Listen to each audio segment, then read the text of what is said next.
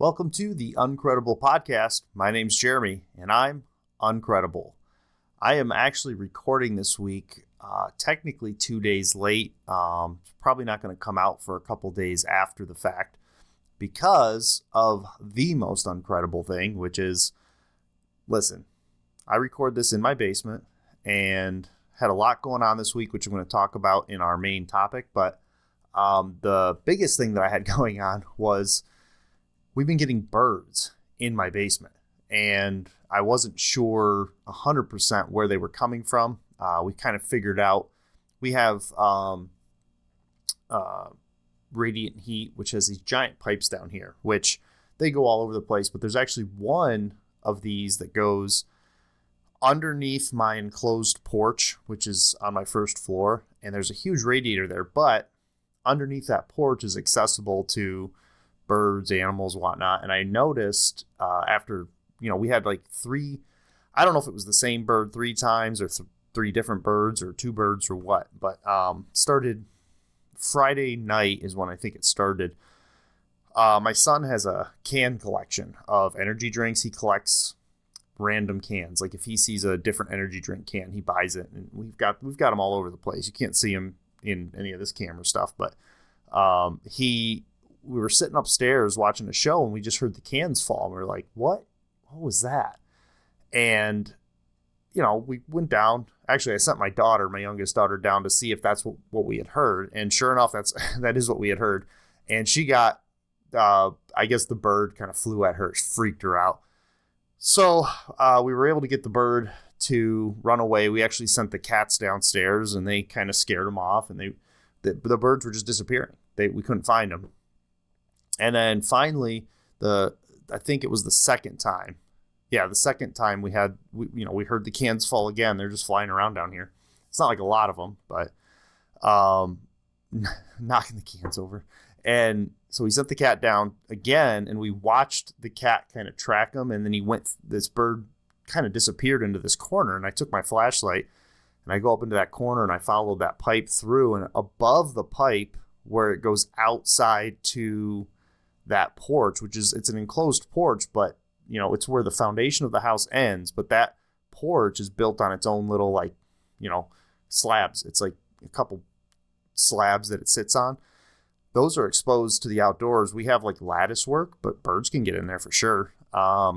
So anyway, I didn't want to record the podcast and have a bird come flying in. So we took the time. Today is Sunday. It's actually Sunday afternoon. I'm up way too late to record this, but I wanted to get it done. But this morning we went and we got spray foam, filled in the holes, and it seems to have fixed the problem. But yeah, that's why we're late this week, along with a bunch of other stuff that I'll talk about in the main topic. But just a lot going on this week. Whew, I'll tell you, life comes at you when you're trying to get things done. And I don't know if I talked about it last week or if I wrote about it. Between the writing and the podcasting, I forget where I say different things, but I think I wrote an article, which might be coming out or may have just come out. I don't know. Might be one that's coming out in a few weeks. I don't have it listed here as upcoming, but I wrote an article about it's okay when you have to adjust your plans. I write out my weekly schedule. And very often, because, you have goals to hit, very often 1 or 2 days gets disrupted. And I like to hit my plans. I have a larger goal and I want to check those boxes off. I really enjoy that process. And sometimes you just can't do things on the day you hope to. And sometimes you can't run the distances you're hoping to run. That was my situation yesterday. But all that to say, we're recording late. This is going to post late. But because we got birds in the basement, that's kind of where we're at. So, very uncredible situation here. Just every day, here we are in the basement and the birds are flying around. We've actually had this one other time, and we thought they might be coming in through the chimney down through the furnace, but that just didn't make any sense because the furnace has fire in it. But I think we may have just solved this problem. So it happened I want to say 1.5 years ago, we had this bird. I could probably look it up. I have an article about that situation where it was one-time situation. I've been in this house. We're going on 10 years next year. So I've been in the house about 10 years, and that was the only time it happened. And then this weekend, it was 3 different times. We thought we scared it off and it was done. Happened again. It happened again. So we had to chase it down, get the holes filled. Hopefully we got it resolved. We'll see.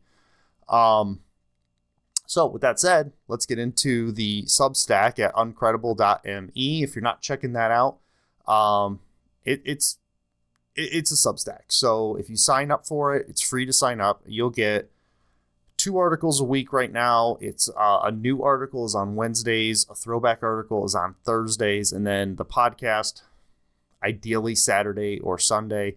And in weeks like this, it might not be until Monday or Tuesday. So I'm hoping to have this one kicked out by Monday.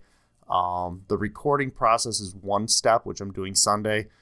Try to get the video uploaded and into my video editor and cranked out. But if you sign up to uncredible.me, that'll get you, it'll just drop whenever I post, it'll drop right into your inbox. So check that out at uncredible.me. Next week on the Substack, we got 2 new articles. The first one on Wednesday will be Sometimes You Have to Quit to Move Forward. And this article just kind of tracks over a decision I made maybe 2 weeks ago, maybe a week and a half ago. My journey in running races and really just running in general started as a mathematical calorie adjustment. So I was eating so many calories that made sense for me, and I wanted to lose weight. So at 215 pounds, start running on the regular to just burn calories. And I was consistent with it, logged my food every single day. I think I was at close to 550 consecutive days with MyFitnessPal logging my food. And a couple weeks ago, I was really struggling with, do I really need to do this anymore? My weight hasn't been fluctuating too much. I've been between 172 and 182 for over, I'd say about a year now. And the tracking has just become sort of a tedious thing that I'm doing, but not an essential thing. And I was listening to the Buffalo Marathon podcast. I may have mentioned this when I featured that podcast. And the nutritionist said something in that podcast that really stood out to me. And it was basically, if you're losing weight while you're training for a marathon, you're going to get hurt.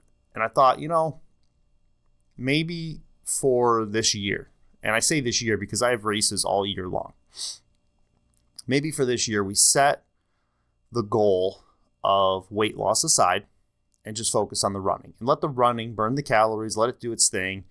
And so I wrote an article called Sometimes You Have to Quit to Move Forward. And the idea is sometimes you have 2 goals that are competing with one another. And some days you're failing at this goal and succeeding at this one, but the thought of failing this one is still in the back of your mind. And then vice versa, right? So like sometimes this one's going well and you're starting to notice that you're not getting enough calories to be successful, for example, at running long distances or hitting your pace goals. And you notice that, man, if I eat more and I hit my pace goals, I'm gaining some weight. That might be okay depending on what you're doing. And so when those goals start to clash, you kind of have to make a decision. Which one's the most important? And as I sat down and I thought about my weight loss goals, I thought I technically hit my goal. My goal the first time in 2020 was to get to 180, and I hit that goal. Then I turned around and added 30 pounds. I went back up to 215. I think I got to 215, maybe 214. And when I started this most recent, about a year and a half, 2 years ago, when I started to try to lose that weight back down, I said, I want to get down to 170. And I did that. I got to 171. And I in the middle there, when I got to 171, I was like, man, I'd really like to get to 165. I started chasing the healthy BMI just to say that I did it. And I was like, what? I feel my best. Like, I feel my most physically capable, like I'm not miserable, right around 180. That's where I feel good. 190, I start to feel like I can feel the weight coming on. 170, I feel like I'm starving all the time. I'm not in a good headspace. And I thought, is there really that much more to be gained by chasing weight loss. And I ultimately decided for the time being, weight loss is not the primary goal. I have this whole year of races lined up. I'm trying to hit pace goals, distance goals, trying to enjoy this process as well. So that article is just about me setting that goal aside and focusing on a different one and being okay with that. So that's next week on Wednesday. Sometimes you have to quit to move forward. And then the throwback article, which it has a new title, but it's actually an overview of my first 5K, 3 lessons I learned in my first 5K. I retitled it to I Almost Beat Somebody Half My Age, because the main story, or the kind of highlight from that, is how competitive I got in the middle of that first race that I ever did. It was a 5K. I was just trying to do a race. I'd never done one in my whole life. And I was like, let's try this. And I noticed that I was potentially going to beat this guy who was like right in front of me. I followed him the whole 5K, and I was like, man, I'd really like to beat him. And so I sped up at the end. I got past him, and I think he took it personal, and then he sped up and beat me. And I was kind of disappointed at the end of that race because I was like, man, I really wanted to beat that guy. But then when I looked at the race results, I found out that he was half my age, and I was like, oh, well, I mean, this is my first 5K. This guy is half my age, way more physically capable, probably a runner in his own right. So I was like, not so bad. So, but really what that article is about is the three, as a new runner, the 3 things that I really took away from my first 5K, and they have been invaluable. They're kind of dumb things, but good little article if you're thinking about getting into running a 5K, 10K, half marathon. If that's any goal of yours, that'd be a good article to sit down with and just enjoy some of my nerves and mistakes that I made. They're just tiny mistakes, but they're things you just don't know if you've never been in that racing world. So check that out. Again, Substack is at uncredible.me. All right, now let's get into our weekly update, our running weekly update specifically. And this last week was the end of week 11 and the majority of week 12 of marathon training. We are, I think it's exactly 8 weeks now from I'm trying to think if the math on that's right. It might be 7 weeks. No, I think it's 8. We're exactly 8 weeks out now from the Buffalo Marathon, which I'll be racing on Memorial Day weekend, the Sunday before Memorial Day.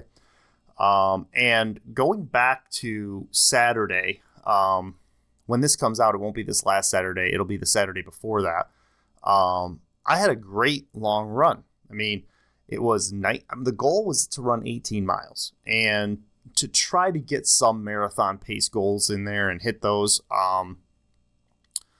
But ultimately, it was just to hit that 18 miles. And I actually ended up running 19 and a quarter miles, almost 20 miles. And I hit a average pace of 10:45, which I thought was pretty good. The whole point of my long runs right now is to go at a very easy pace and to just get used to being, having my legs moving and get used to the impact and strengthen my legs over a long period of time. So that was definitely accomplished. And I was really happy because I believe at the end of that race, I was able to put together a couple of sub 9-minute miles, which,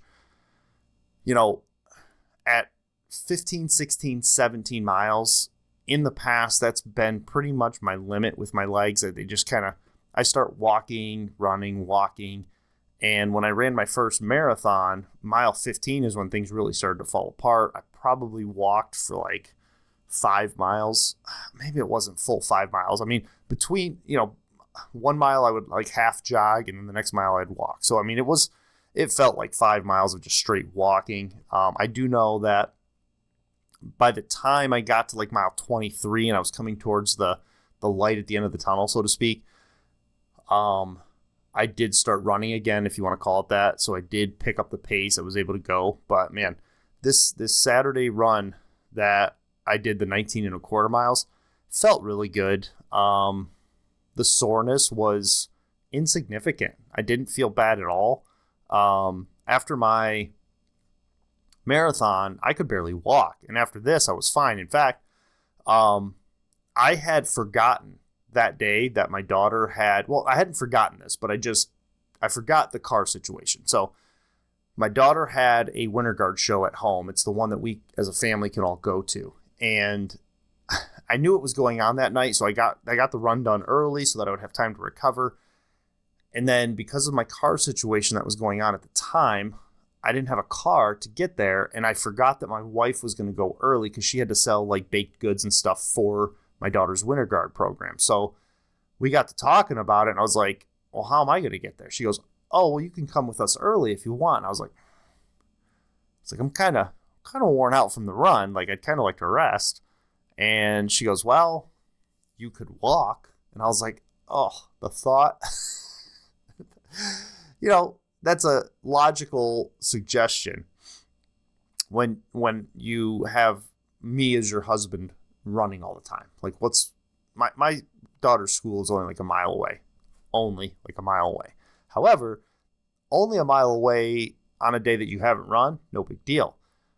Only a mile away after you've completed 19 and a quarter miles is like, oh, I don't know if I can do it. But I accepted that challenge. I said, you know what? Let's try it. So there was no pressure. I wasn't running.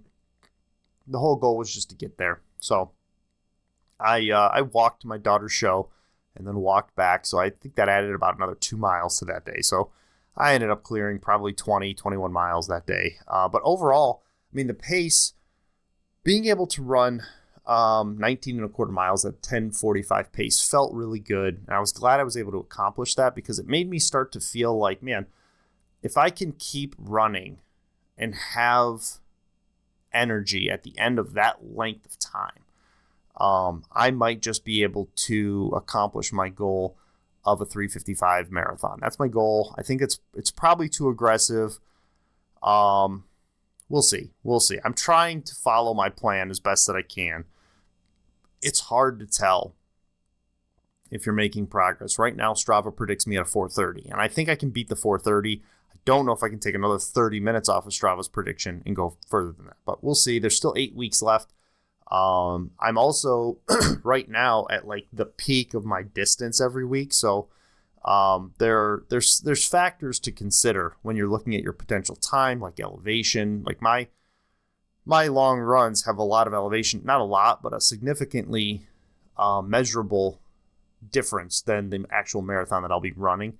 So those things have to be factored in, and there's no way to calculate it. You're just hoping that, the reduction of the hills and, different things like tapering. So like right now, I run my long runs at the end of like a 20 to 30 mile week. So you've got that much. When you go into the actual marathon, in theory, I'll have tapered for a week and a half to 2 weeks. And so I won't have hardly any miles. My legs will be at their strongest. So in theory, I should be able to shave a little bit more off of these times. And I guess we'll see about that. So last Sunday was rest and reflect. We got that taken care of.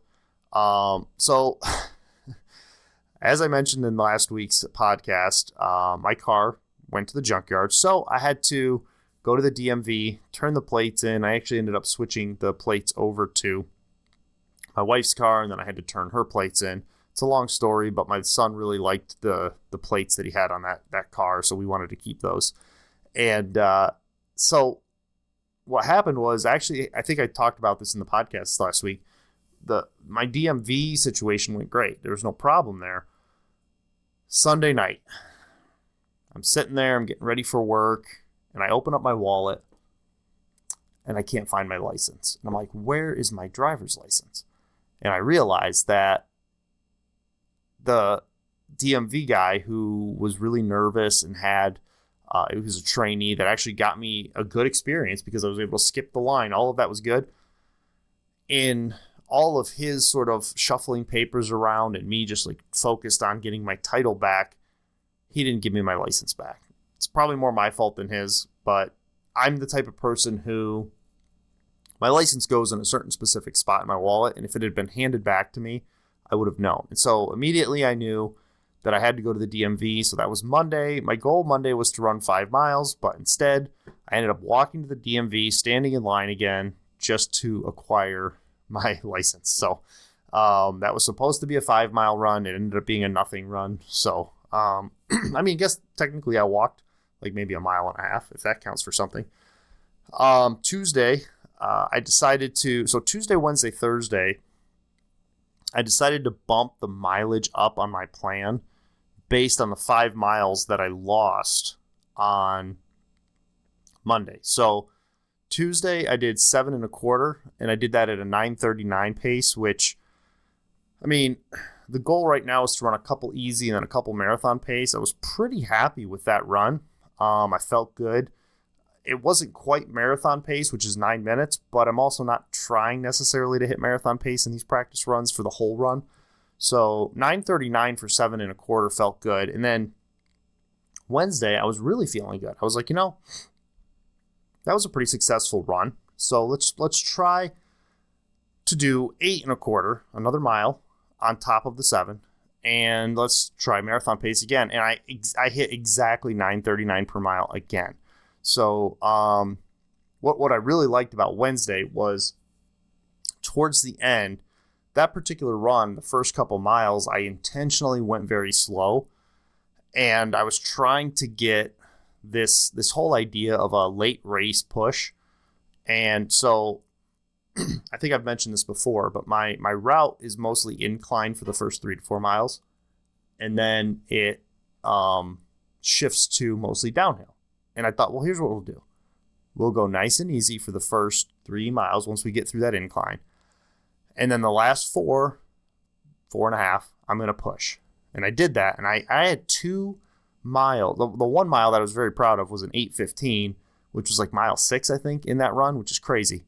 And then I had another one. I think I went 8:15, 9 and change, and then another 8:58 or 8:59. So it was like I had 2 miles under 9 minutes late in, we'll say, a little over a quarter marathon. So that felt really good. However, what I noticed after those 2 days back to back is I was pretty sore. And on Thursday, I decided to just stick it to 9 easy miles. Technically, Wednesday and Thursday were both supposed to be easy, but I didn't go easy on Wednesday. So I could really tell that my legs were wearing out by Thursday. Now, Friday was supposed to be a rest day, and my Friday, Saturday, Sunday this week was just, I'm recording this on Sunday. Normally, I would record on Friday. The last 3 days, I'm going to talk about it in the main topic, were just a nightmare. Didn't get the rest I wanted. Kind of flubbed the long run yesterday that I did.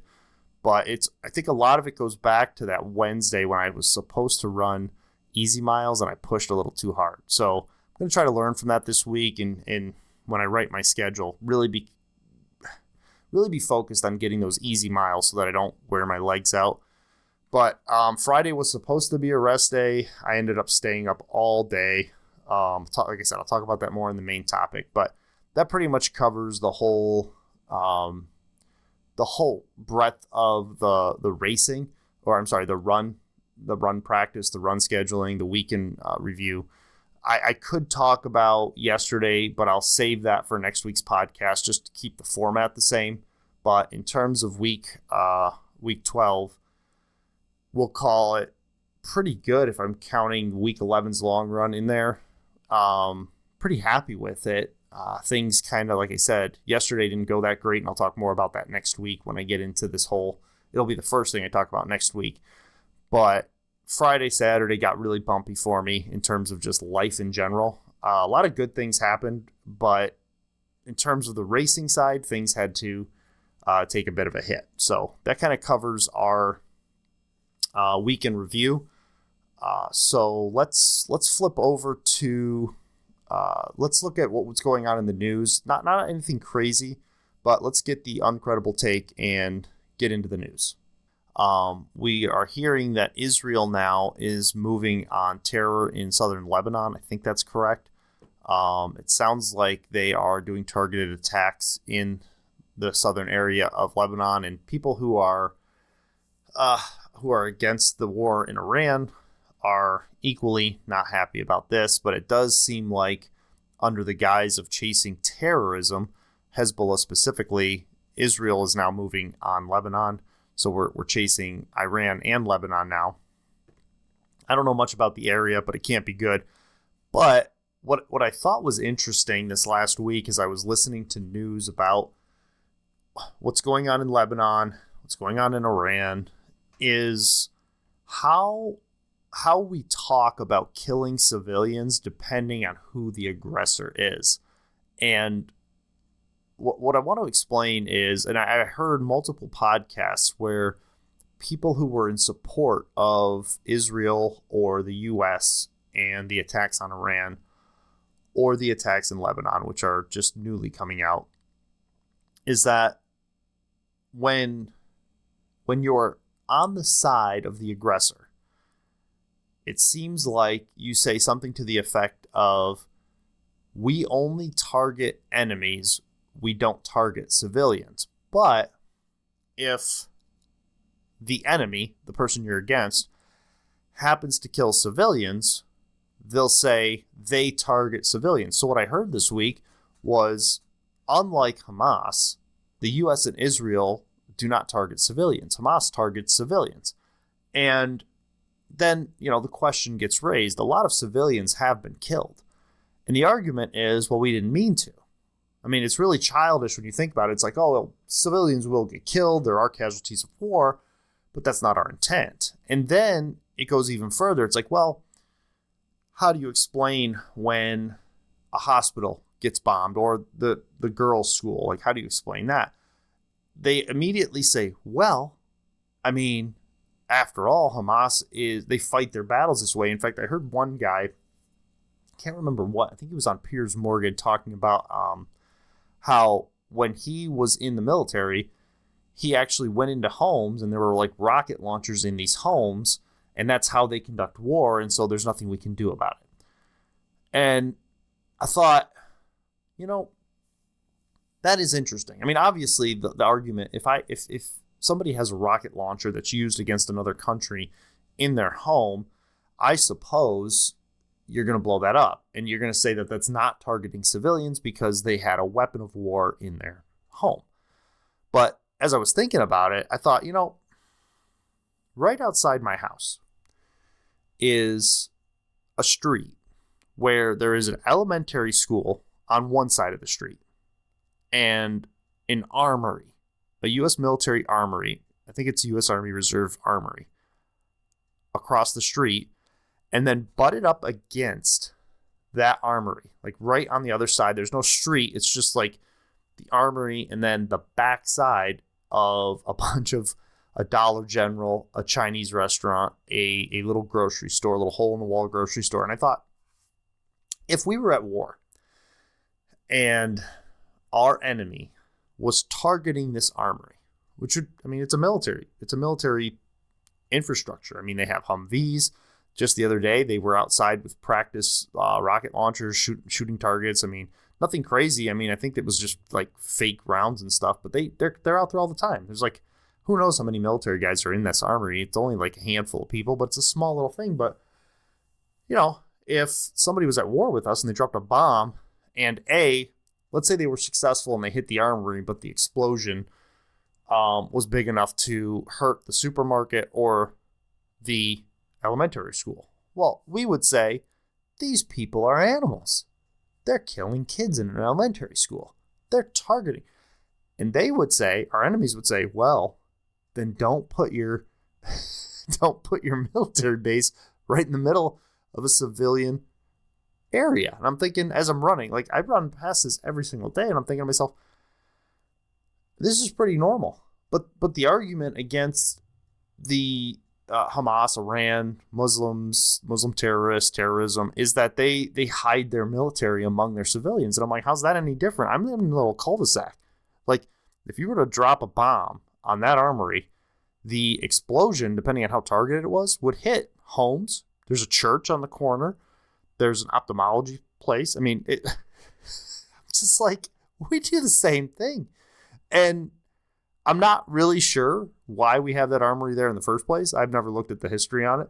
But I thought, here in my own community is something just like that.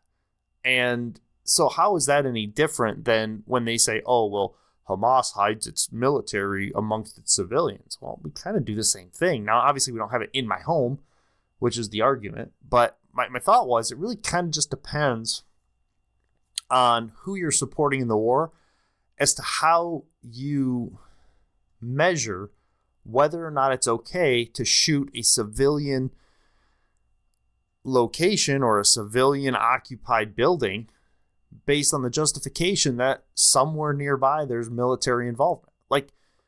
And you look at that and you would say, oh, well, they shouldn't do that. They put their military among the civilians. But then I look at us and I go, we do the same thing.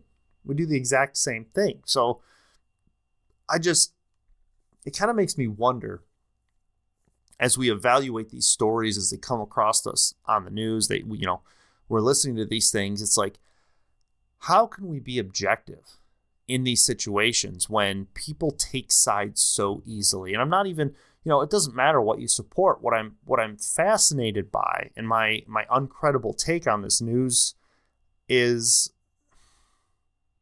does anybody ever just take the moment to say, if I was in their shoes, what would I do differently? What could I do differently? Right? And I just don't think that happens very often. It's like empathizing with your opponent, because we're being stirred up to justify wars, and we're being kind of programmed to ignore the humanity of the people on the other side of those wars. It may very well be true that they just want to, one thing I'm really tired of hearing, which I'm sure maybe it's true, I don't know, it's like, oh, they chant death to America. Okay, what do we chant? I mean, what is the message that these Islamic countries are getting coming from the West, coming from Israel? What are they hearing? I mean, they're not hearing anything different. That one of my favorite arguments that I hear about this war is, they've been at war with us since the 70s. Well, they believe we've been at war with them since the 70s. So it's like I don't understand the logic there. It's just sort of like two groups picking a side and going to war about it and justifying it with their own rationale, which is actually very similar to each other in terms of like, I don't like you, or I don't like something about your religion, or I don't like something about your behavior, and I think you're after me, right? They both feel that way. But what maybe should be guiding us is our humanity. And that seems to be where I fall when I look at these wars and this military action. It's like, everyone seems to think they're defending themselves. Everyone seems to think that when civilians die, hey, that's a casualty of war. We're fighting a war that has bigger implications. Like there's always, both sides have the same justification because of their morality. And their morality being different, their worldview being different, leads them to justify something that I think both sides should be against. And that's where I end up in this really uncredible world of like, I don't agree with either one. I just don't agree with either one of them. But I just thought it was really fascinating as I was listening to these podcasts, and then I going out on my runs and hearing this one pundit, I don't know, he must have been in the military before, saying, well, they hide their military among civilians, and they put their they strap bombs to children, all of which is horrific and terrible, and training up their youth to fight Americans, all of that, or Israel, whatever. All of that's horrific, but also, how is that different than what we do? Maybe we don't go as young as 14, but I mean, we draft our kids, we bring our kids into the military when they're 18, when they sign up, and we send them off to war to fight these wars that seem indefensible. That wars that don't seem like they're defensive wars. They seem like wars of attack on another country that we don't like what they're doing. My personal take on the whole thing is it's about economics more than it is about religion or world dominance. It seems like it's more about controlling the trade and the oil and the money. That's what it really feels like the more this goes on.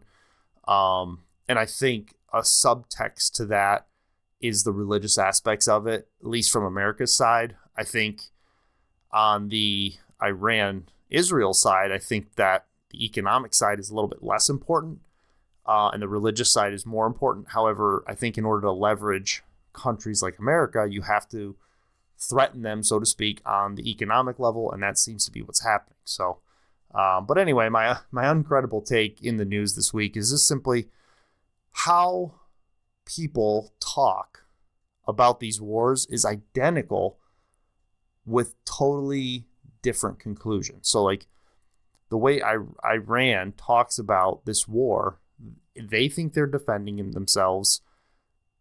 They would probably justify their civilian attacks as no different than what Israel or the U.S. is doing.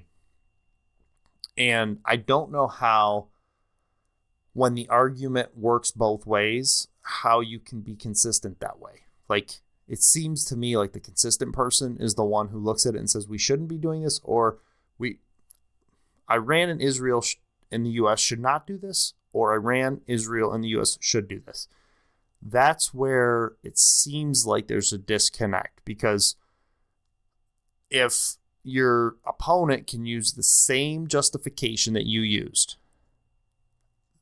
same reasoning, same rationale, or close to it, and then you would say, no, in this situation it's different, I struggle with that. Because you're just justifying your own actions while not being willing to be objective in the other person's situation, because it's not your situation. You just don't agree with it because you're not them. And that's where it gets really, in my opinion, it gets weird, it gets inconsistent, it gets hard to support and be behind. So that's my uncredible take on what's going on in the news. By the way, I did mention a few weeks ago that I didn't think this would still be in the news, but it is.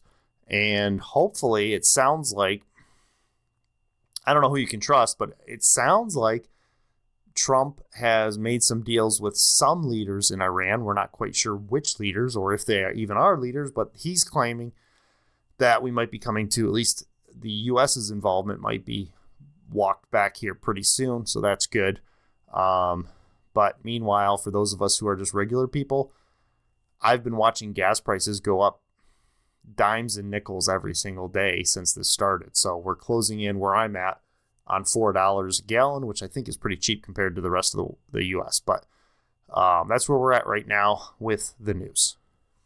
All right, now let's get into our main topic through an uncredible lens. And boy, I got a handful of things today. It has been, as I mentioned in our weekly update, it's been a week, man. It's actually been a crazy couple of weeks. Last week I talked a lot about my car's transmission going out and dealing with that whole situation. Got that all wrapped up, and I had kind of decided I wasn't going to chase a vehicle at this time. I was going to cancel my insurance on the other vehicle, step back for a few months, collect some money, save up some money, and collect a little bit on the insurance savings. And then maybe sometime in late August, September, start looking at getting a car for my son and my daughter. I was also pushing my son to get his own car because I was more than willing, if he could pay me back, to help him find a car. So my car search process didn't quit. I just kept going on Facebook Marketplace and kind of saving cars that I liked, but wasn't having too much success. And then this week, the sharing of one car among three people got to be a bit much for the family. My wife was getting frustrated with my son. My son was getting frustrated with my wife about having to borrow the car, share the car. The car was always gone when the other one needed it. And so I was like, okay, we gotta solve this situation. So I went through Marketplace and man, I'll tell you what, call it lucky, call it blessed, whatever. Came across what I think is, I got to be careful because this could flop on me bad, but what I think is a really nice car. And at what I think is a really good price. So I was going through Marketplace and I'd kind of ignored this posting once or twice. I'd seen it. I thought, man, it'd be nice to have it. I found a 2008 Toyota Avalon. Now, I had skipped past it because I wasn't familiar with the Avalon itself. I didn't know that car. I was more familiar with like the Camrys, the Corollas. But the Avalon, I don't ever remember even encountering it anywhere along the way. So when I was like, okay, we're going to have to get another car because this situation's not tenable. I looked up the Toyota Avalon online and started doing some research. And this year of this vehicle, well, this series of this vehicle was actually very reliable, to the point where, you know, it's boasting of going 300 to 350,000 miles, in some cases 425 to 450,000 miles. I'm like, that's crazy, on the original engine and transmission. So I'm like, well, okay, so that's interesting. And this being a 2008 was a real red flag for me because we're talking 18 years old. So that's the car that I just got rid of was a 2010. So that's a drawback. However, it also had 273,000 miles, 273,000 miles. And I was like, there's no way that's a good purchase at any price. And they were asking $2,800. And the more research I did on it, I was like, you know, I'm driving like 6,000 to 8,000 miles a year. It's not a lot. 2 years would get me to 300,000 miles, not even 300,000 miles, which this car is known to clear easily. So I'm like, maybe this is feasible. So I start doing my research, digging in, asking my daughter, asking my son, do you guys like this car? What do you think about this car? And I kind of decide, you know what? On Friday, I'm going to try to go get this taken care of. And at the same time that I'm looking at getting this car, and my family is like, we needed a car because sharing a car is not working, I'm also getting requests from my wife to get a new dishwasher. And I'm like, I like to run things till they break. I don't like to fix before it's broken. But in fairness, we've had this dishwasher for 10 years, and it was in the house when we bought the house. So it's an old dishwasher. I've replaced spinners. I've replaced handles, which the handle was broken again. And she was claiming that the dishes weren't getting clean either. We think the little, that little liquid, the thing that does like the shine on the glass that makes them smooth or whatever. She thinks that, and it's probably true, that wasn't, you'd fill it, but nothing was coming out of it, which is probably what was happening. Who knows? I don't know how it works. So I decided to start looking into that as well. And I was kind of like, I can't get a car and a dishwasher. I don't really want to spend that much money.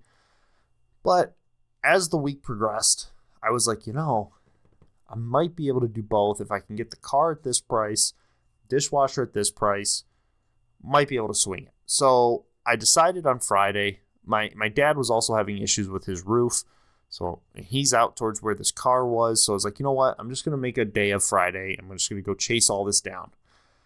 So I scheduled a meeting with the lady who had the Toyota Avalon.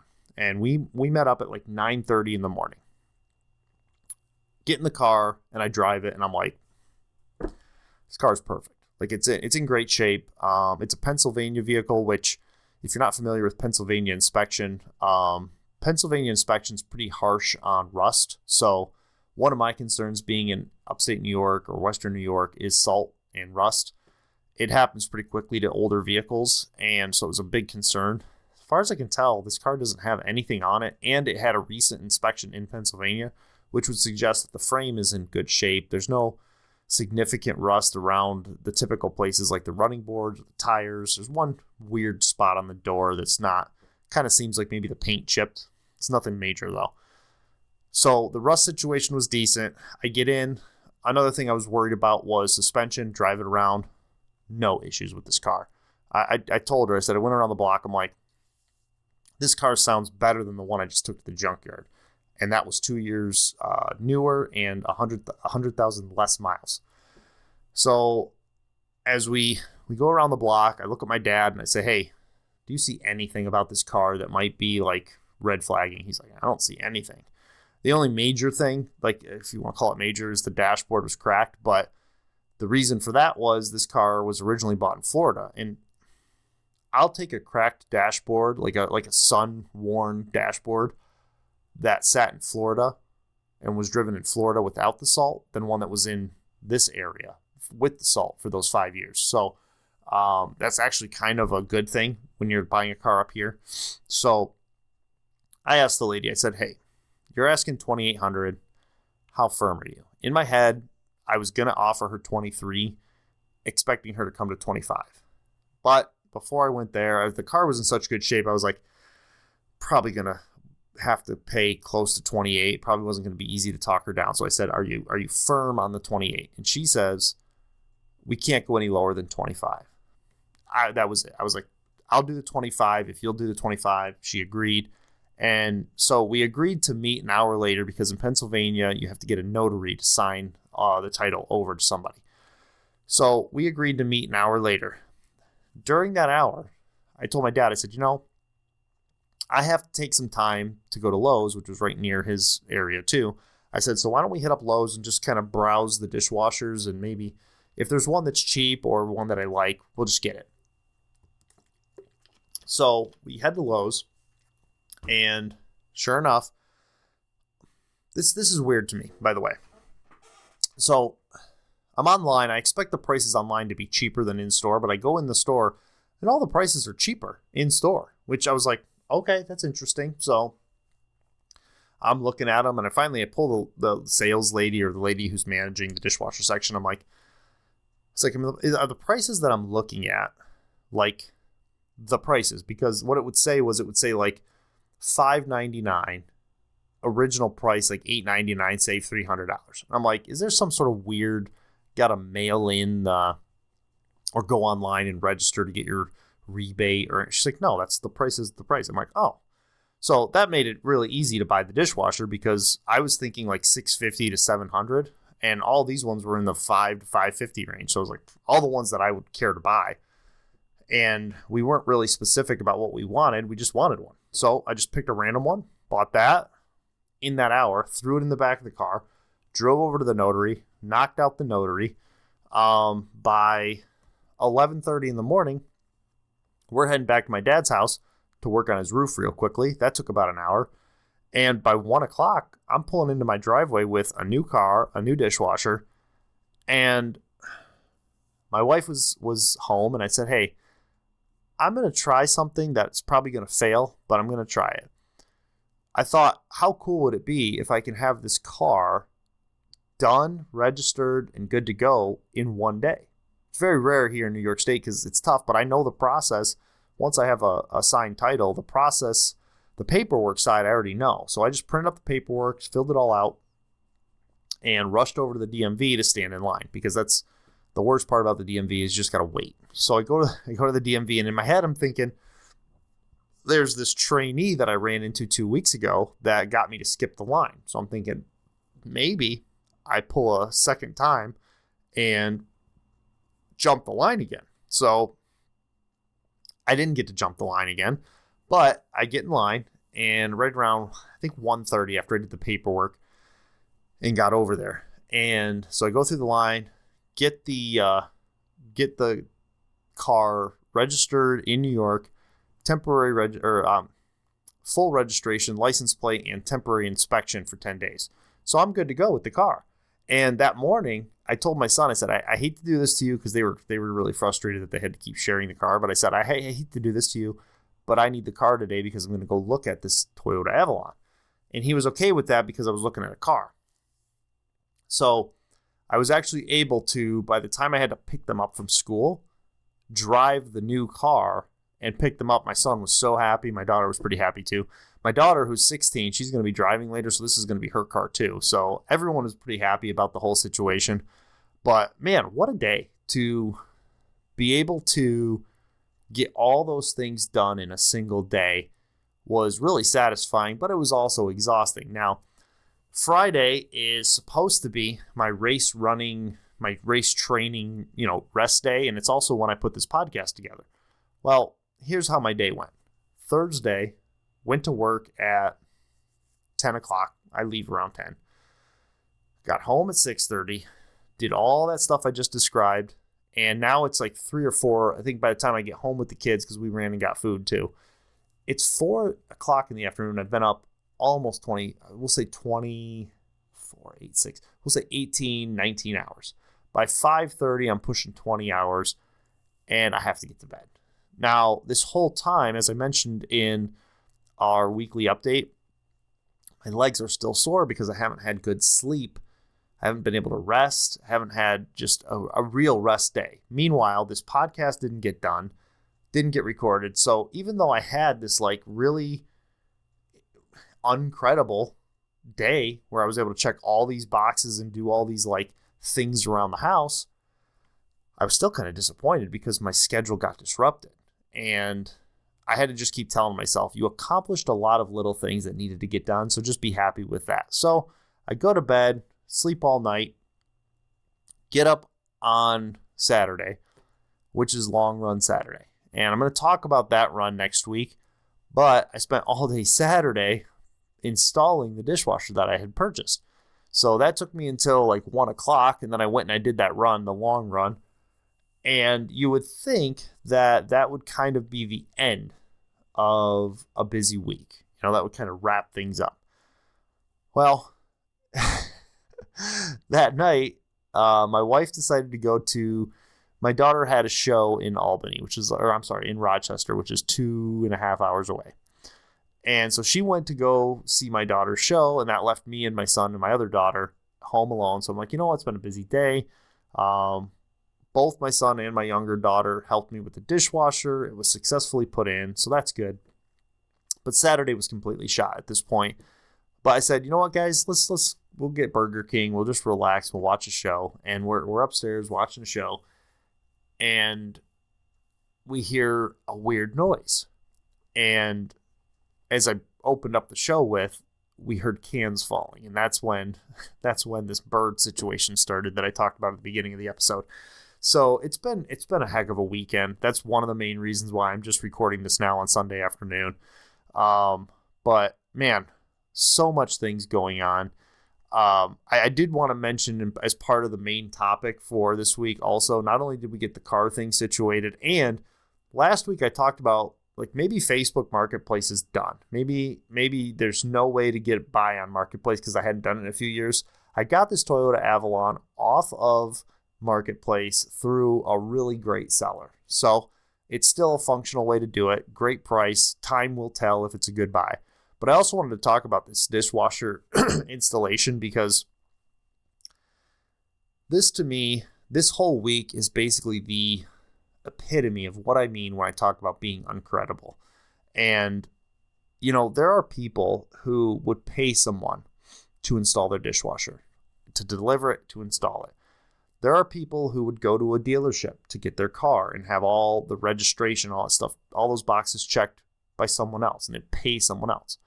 A part of being uncredible is not only chasing, you know, health with the running and these goals, but also just doing everyday things on your own. It's uncredible. And I look at, if you go back to some of my original episodes with this podcast, what makes regular people different is how do I want to say this? We aren't afforded the option of paying someone to do stuff for us, right? Like we're pinching pennies, we're getting by, and the way we get by is being scrappy. And one of the ways you get to be scrappy is you don't pay the $100 to $200 to install something. You install it yourself. You figure it out. That's part of what it means to be uncredible. We're not mainstream. I don't have big advertisers or big sponsorships. Nobody's paying me to do this. I'm just doing this for the fun of it because I can and I know how. You know, I don't have expensive cameras. I'm using old cell phones and cheap TVs and old laptops and old microphones to record this thing. This dishwasher installation was literally like this being in the way of my run is what it means to be uncredible. That's the whole thing, is that you're handling life and these other things at the same time. Now, if I was credible, I'd have a sponsor. I'd be able to pay somebody to do those things.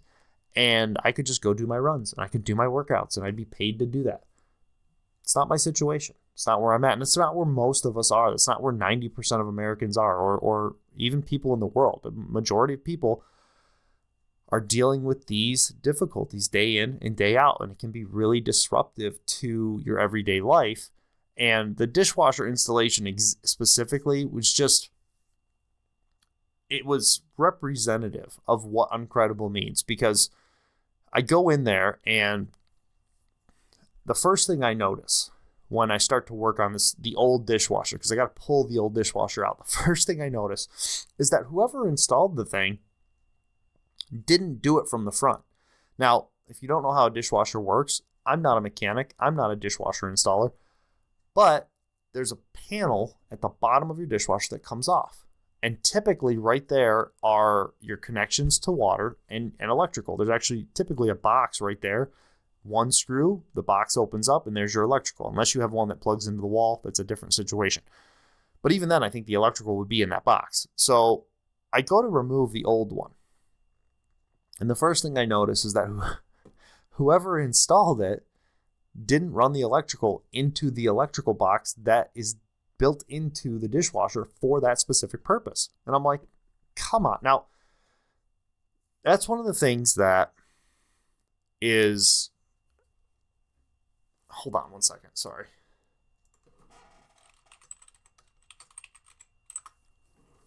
Sorry. The computer logs off and it makes me worried that I'm going to lose the audio. I'm just going to leave that in there because it's Uncredible too. But the thing that drives me crazy is that, like, if you install it properly, you can access those things and disconnect those things from the front and then pull the dishwasher out. But because of the way they did this with the dishwasher out and flipped forward. And when I go in to work on it, this is so crazy. They used the wrong screw for the neutral wire. And when they put it in, the screw they used made sense because the dishwasher was on its face. And so they took a screwdriver and went like this. But when they turned it up like that, when they turned the dishwasher like facing up, that screw is now facing down towards the floor. And there's no way for you to remove it without pulling out the dishwasher, but you can't pull out the dishwasher because of the wiring and all that. Now, on top of that, the plumbing, the way they did the plumbing, you're supposed to put a 90-degree elbow into the plumbing so that it goes down and over. And then when you come in from the front, you can disconnect it like this. They didn't do that. They just put a straight on pipe because, again, when they tipped it forward, their screw was facing up towards them, but then when you tip it down, there's no way to get at it for the guy who's coming in later. These are the kinds of things that they're Uncredible, and I look at it and I was frustrated, but I'm like, you know what? They did what they could. They did what they thought was right. They didn't read the instructions. They just did it. They just made it work. And so I went back in there and I pulled the old one out, noted the issues that they created with their situation, and did not repeat those mistakes. However, what was actually Uncredible about this process was I reinstall a whole new dishwasher. I get the thing set up and perfectly, and everything's working except the shutoff valve for the hot water, which I turned off to do the process and then turn it back on. No leaks, no issues. The dishwasher's running fine, except when I turn that hot water on, that valve is leaking. The one thing that I barely touched in the whole process is the thing that's leaking. And it's like, you sit there and you look at, I got to change this dishwasher out. Well, the connection to the water line that goes to the dishwasher could be wrong. The drain hoses could be leaking. All these things that I messed with and touched and torqued on and all this stuff. You're watching those as the dishwasher cycle goes through. And then you look over and you go, well, what the heck's that leaking for? All I did was turn it on and turn it off once. So it's a standard compression valve situation where you just have to turn a quarter turn on the nut behind the screwy valve, whatever. It's just something I've learned over the years. But it's one of those things where you're just like, come on, like, really, can I not get a break? So all that to say, when I look at the world through my Uncredible lens, this week was exhausting, stressful. I was unable to complete some of the runs the way I wanted to. My training got knocked off pace. Just a burden of a week. And then as I sit here and I do this podcast 2 days late, I'm thinking, this is what it is. This is what Uncredible is. Uncredible is not having the time, being stressed, supporting your family, working day in and day out. And this is what we do all the time. And I could have skipped the podcast this week. There was a part of me that when I woke up this morning, I thought there's very few people watching, and I could just skip this week and nobody would know, but I would know. And part of being uncredible is keeping your word to yourself, not to anyone else, but keeping your word to yourself and saying, I've committed to my family. I've committed to my children, my wife, my community. I've committed to my workplace. I've committed to myself to do this podcast. I enjoy doing it, and I want to put it out in the world because I want to show that Uncredible can do this too. That this voice has a place in this market space. And if I give up and if I quit and I don't keep my word to myself, then I simply prove the opposite. And so this week being difficult and hard and challenging just on an everyday basis is kind of what it's all about. And, next week, maybe I'll have a good week. Maybe I won't. Maybe I'll have a third week in a row that's, trash in terms of like what I expect and what I was hoping for. But you know what? It'll just be another Uncredible week, and that's okay.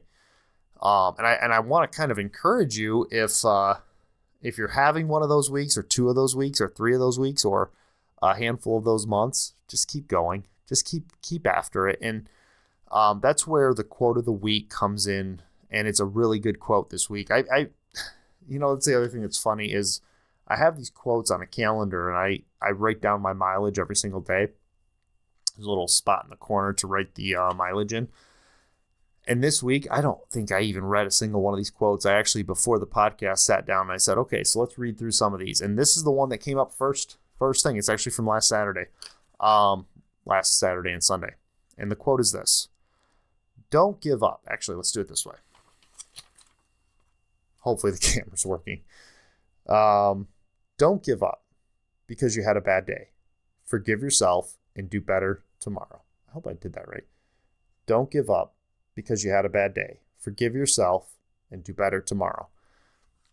And my interpretation of that is just live to fight another day. Just not every day is going to be successful. Not every run is going to be fast. Not every distance is going to be the one you had set out to run. But that's okay. My run yesterday, which I'll talk more about next week, was supposed to be 20 miles and I only did 12.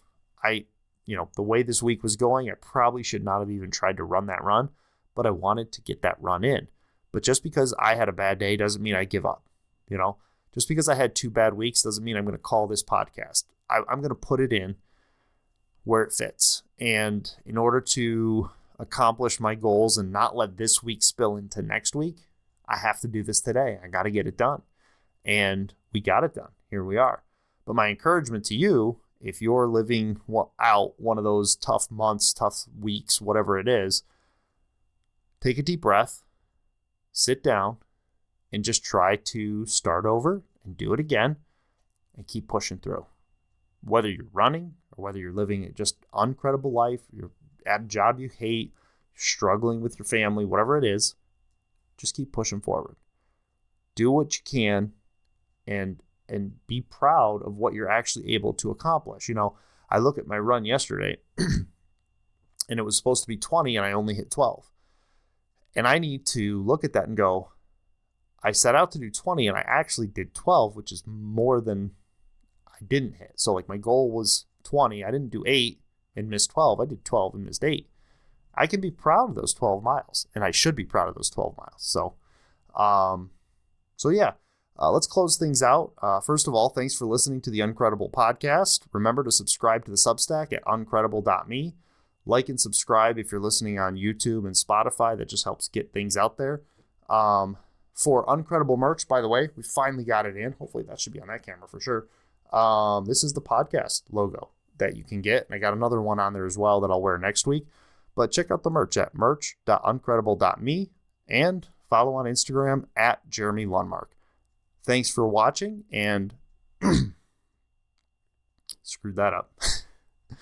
Thanks for watching and listening, and remember, stay uncredible.